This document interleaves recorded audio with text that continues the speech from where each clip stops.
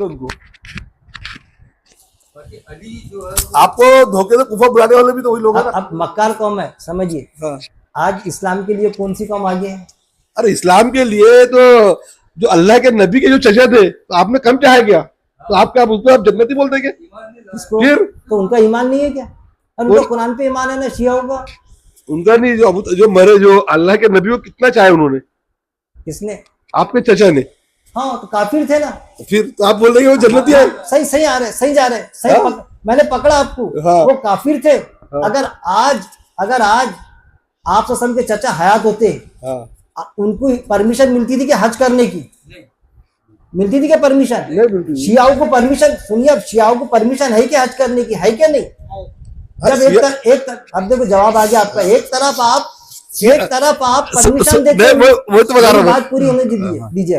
एक तरफ आप शियाओं को हज में आने की परमिशन देते और दूसरी तरफ अपनी कौम की ऐसी तरबियत करते आप जैसे लोगों की कि उनका अकीदा खराब है। अगर वो काफिर है तो जैसा कादियानी को मना किए, कादियानी वाले हज को नहीं आ सकते, कादियानी को, उनको भी मना करो उनको। लेकिन आप जैसे लोगों के जहनों में जो डाल के रखे ना उन्होंने, बुग्ज इल्म की बुनियाद पर होना चाहिए।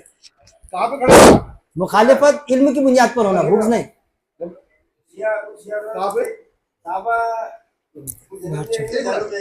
देखो बिल्डिंग, ओ साजिद, बिल्डिंग का नाम बताओ, इन द नेम ऑफ अल्लाह लिखा। सलीम भाई को माइक दे। हेलो। हाँ, ये भी चीज, वो तो आप उधर कर। अब यहाँ कुरान की बात हर जमात वाले की क्या बता रहे हैं हमारे शरीफ भाई।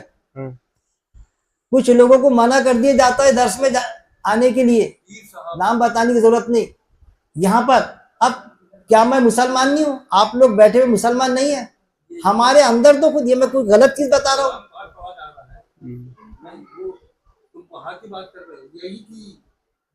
इनमें ताकत है तो हज आने से मना करना शिया लोगों को। अरे भाई वो ईमान वाले हैं, मुखालिफत इल्म की बुनियाद पे होना चाहिए, बुक्स की बुनियाद पे मुखालिफत नहीं होना। इल्म की बुनियाद पे, इनको इल्म ही नहीं है, नहीं मुखालिफत करते, जैसा बहकाए बह जाते। कीजिए सवाल आप। कुछ शिया वो बोलते कि भाई साहबा कुछ जन्नत में जाएंगे, कुछ जहन्नुम में जाएंगे।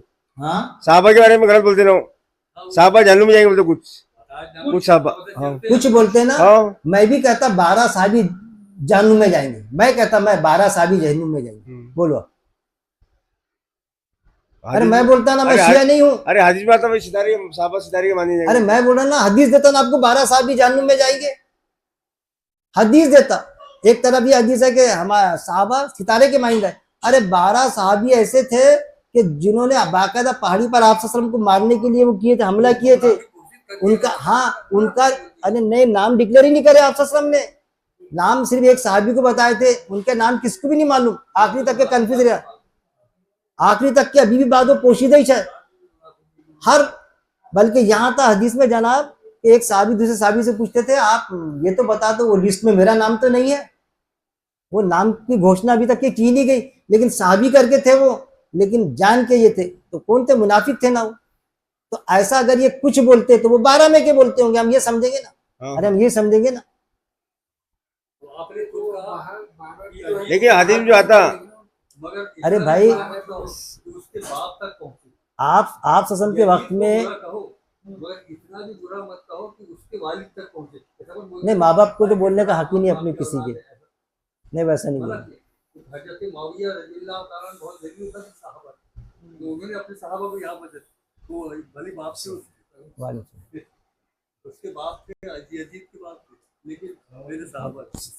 अब ये बता रहे कि 12 को साहबी मत बोलो। अरे भाई वो साहबी करके थे, लेकिन वो मुनाफिक निकले ना। जो पता आप सल्लल्लाहु को पता चला बस, और हदीस है वो। और आप सल्लल्लाहु ने किसी एक साहबी को नाम बताए थे, लेकिन नाम मालूम ही नहीं किसी को। 12 साहबी, हदीस है बाकायदा। जैसा कि हदीस में आता भाई हमारे साहबा सितारे के माने हैं। हाँ है ना हदीस। तो कौन साहबा? जो ईमान वाले हैं। और वो 12 में कभी वो 12 में का एक भी सितारे के माइंड है कि अरे उनको तो ये बताया कि आप सल्लल्लाहु ने उनको एक थोड़ा होगा ऐसा, अब उस मौत में मरेंगे तो कुछ मरे ऐसा उसमें। वो जो साहबी करके थे, जो मुनाफिक थे, वो आप सल्लल्लाहु हदीस है, लेकिन हदीस है। मुस्तनद हदीस है भाई, इनकार नहीं कर सकते आप। हाँ? साहबा को कुरान में तो बोला, ये हदीस में नहीं, नहीं है। साहबा को मुनाफिक बोल नहीं सकता, हाँ जो साहबा को मुनाफिक बोल नहीं सकता। बराबर अरे बोली यार। मेरी बात। उसी में तो वो साहबा की डेफिनेशन का तो वो अलग करो आप साहबा का मुनाफिक नहीं बोल सकते। सुनो ना, एक तो नहीं बात समझ लो। हाँ बता रहा ना मैं, सहाबा की डेफिनेशन क्या है समझिए। सहाबा की डेफिनेशन समझिए क्या है। सहाबा की डेफिनेशन, सहाबी की डेफिनेशन है कि जिसने ईमान की हालत में आप सल्लल्लाहु अलैहि वसल्लम को देखा, वो ईमान लाया, ईमान वाला था, तो वो सहाबी। अब देखिए, आप सल्लल्लाहु अलैहि वसल्लम पहाड़ी पर जा रहे हैं, हिफाजत के लिए जो दस्ता आया था पीछे से, जिनको सहाबी समझते थे आप सल्लल्लाहु अलैहि वसल्लम, देखो हदीस में ऐसा है, जिनको सहाबी समझते थे वो उनके जान के लिए, उनको गिराने के लिए पीछा करे उनका। और वो हदीस में इस तरह से आता, वो मुंह को बांधे हुए थे, आप सल्लल्लाहु अलैहि वसल्लम चेहरा पूरा पहचान नहीं सके। अब बाद में फिर कुछ ऐसा जजमेंट होता ना, ऐसा ये फलाना तो नहीं ढिकाना, तो किसी एक सहाबी को आप सल्लल्लाहु अलैहि वसल्लम में नाम बताए, ये फलाने, तो मुझे लगता उसमें नहीं, हदीस में उसमें से ऐसा था कि नाम बता दिए, लेकिन मैं समझता शायद परंतु इस टाइप से बताएंगे, डिक्लेयर नहीं करे आप सल्लल्लाहु अलैहि वसल्लम ने। तो वो सहाबी से दूसरे सहाबी पूछते थे कि भाई कुछ अपने इसमें कुछ 12 ऐसे है बोले जिन्होंने जान पर हमला किया था, तो वो ईमान वाले नहीं है, मुनाफिक है, जबकि सब उनके सहाबी समझते थे। अब तो वो उनके नाम हमको भी नहीं मालूम, सहाबा को भी नहीं मालूम थे, बल्कि डर के मारे, सुनिए ना, बल्कि डर के मारे सहाबी दूसरे सहाबी से पूछते थे कि भाई आपको आप सल्लल्लाहु अलैहि वसल्लम ने नाम बताए, तो उनके नाम बताओ ना। नहीं, आप सल्लल्लाहु अलैहि वसल्लम ने मना किए। फिर वो बोलते थे कि उसमें कम से कम इतना बता दो, मेरा नाम तो नहीं है उसमें।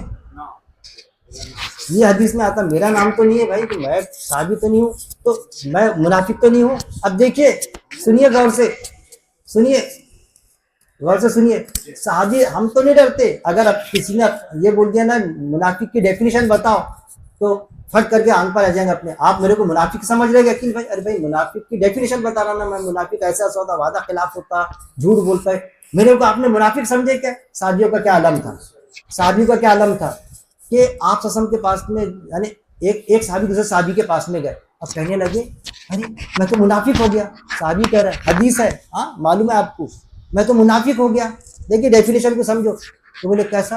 अरे अपने आप कसम की मस्जिद में रहो तो ऐसे ईमान की कैफियत होती कि दिल बोलता अभी शहीद हो जाना, जान लुटा देना।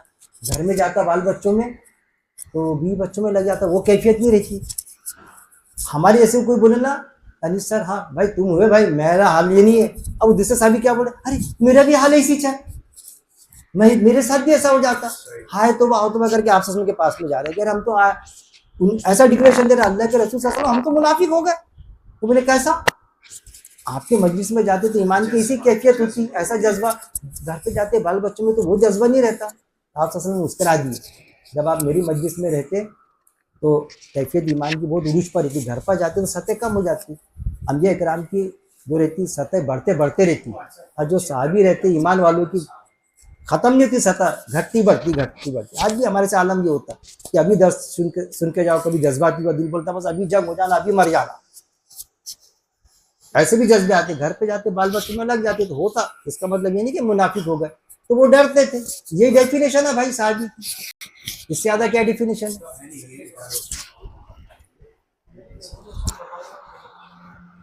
ना साहबी नहीं बोले, मुनाफिक जो थे आपने पीछे नमाज पढ़ते थे, आपने पीछे नमाज पढ़ते मस्जिद से निकाला गया आपको, वो भी मुनाफिक ही है ना। अरे मेरे साहबी नहीं बोल सकते। अरे मुनाफिकों के नाम अल्लाह के रसूल सल्लल्लाहु अलैहि वसल्लम को अल्लाह ने भी नहीं बताया कौन मुनाफिक है करके।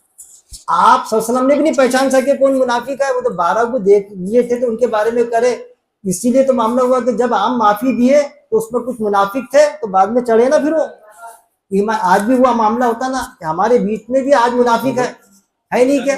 यहाँ नहीं बोलूंगा मैं यहाँ, लेकिन ईमान वालों में है। अब्दुल्ला बिन उबई है,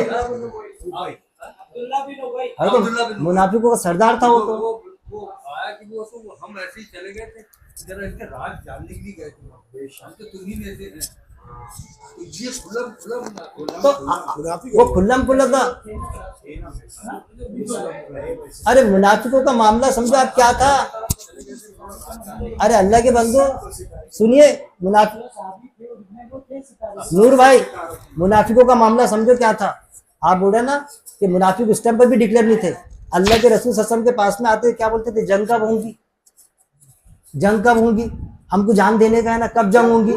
और फिर जंग को जाते थे तो कन्ने काटते थे, फिर जाते भी थे। अगर वो मुनाफिक थे तो आप सल्लल्लाहु अलैहि वसल्लम ने जंग में क्यों लेके गए? आप सल्लल्लाहु अलैहि वसल्लम भी समझते थे कि भाई है इतना बड़ा, तो अब वहां पर जब जंग में फंस जाते थे, अल्लाह के रसूल सल्लल्लाहु अलैहि वसल्लम कहाँ फंसा दिया आपने हमको, हमारे बीवी बच्चे वहां रह गए ना।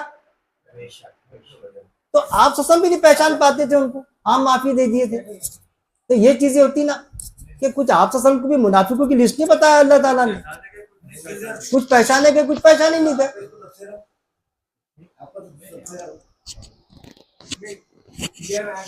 आ गया ना, मेरा ख्याल मगरिब का वक्त होते आ गया। एक जंग में से भी 100 कुछ लोग वापस आए थे, वो थे मुनाफिक।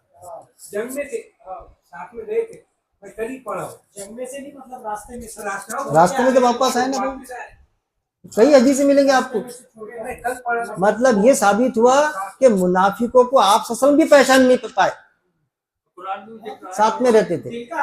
जबकि कुरान में आया था कि काफिरों से मुनाफिकों से जंग करो, जंग। वो जब उनके साथ में दिखते थे ना, जब ख्याल में आते थे कि अरे ये हमारे साथ दिखता था, इनके साथ कैसा आ गया मुकाबले का। तो मगरिब का वक्त हो गया ना, वजू कर लो, किसी का वजू नहीं होगा तो मस्जिद में नमाज पढ़ेंगे, बाद में फिर आके अफ्तारी करेंगे, उसके बाद में कुछ खाना वगैरह लेंगे। अफ्तारी का एहतमाम है, जाना मत, सब में प्रेजेंट रहना यहाँ पे।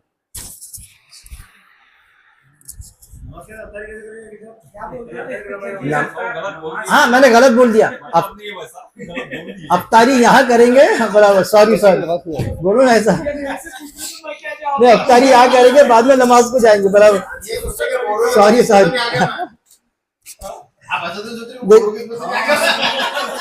तो टाइम देख लो, उल्टा बोल दिया मैं। उसके लिए क्या ये बंद कर दो, मैंने चालू भी रखे चलेगा, नहीं चलने दीजिए ना, चलने दीजिए। वो लतीफा याद आ गया मेरे को, साइंस के टीचर रहते, सर आप टीचर लेक्चर है ना, वो साइंस के लेक्चरर रहते। अब वो क्या करते मालूम कि बीवी से कहते कि मुझे जाना है, जल्दी तैयारी करना है, चलो मेरे को कुछ ये तो हुआ, वो कुछ इंतजाम होता नहीं खाने का, आज पीरियड लेना है, बोले बच्चों को बताने का है ऑपरेशन कैसे किया जाता, मेंढक का ऑपरेशन की। वो लेते मेंढक जेब में लेते और चले जाते। अब उनको भूख का ख्याल रहता है, एक होटल में जाते, अब बोलते कचौरी दो, कचौरी लाओ, एक बड़ी कचौरी लाता हो तो अपना वहाँ होटल में कचौरी खाते मेंढक जेब में है वो ऑपरेशन के लिए। अब बच्चों के सामने बैठे, आके बच्चों के सामने बैठे, बच्चों आज मैं आपको मेंढक का ऑपरेशन किस तरह किया जाता है बताऊंगा। जेब में से एक चीज निकालते, टेबल पे रखते, तो मेंढक का ऑपरेशन किस तरह किया जाता है मैं आपको बताऊंगा। एक लड़का खड़े होता है इंस्ट्रूमेंट का, सर क्या है, बैठ गया, नहीं सर वो आपने निकाले वो मेंढक नहीं है सर, वो कचौरी है। अरे हो फिर होटल में क्या खाया मैं। तो मेरे साथ में कुछ ऐसा हो गया कि कभी कभी रात की भी नींद है तो हो जाता है ऐसा कि मैं उल्टा बोल दिया आपको। अल्लाह माफ कर, मुझे कबूल करे। तो कितने बजे देख लो ना, टाइम कितने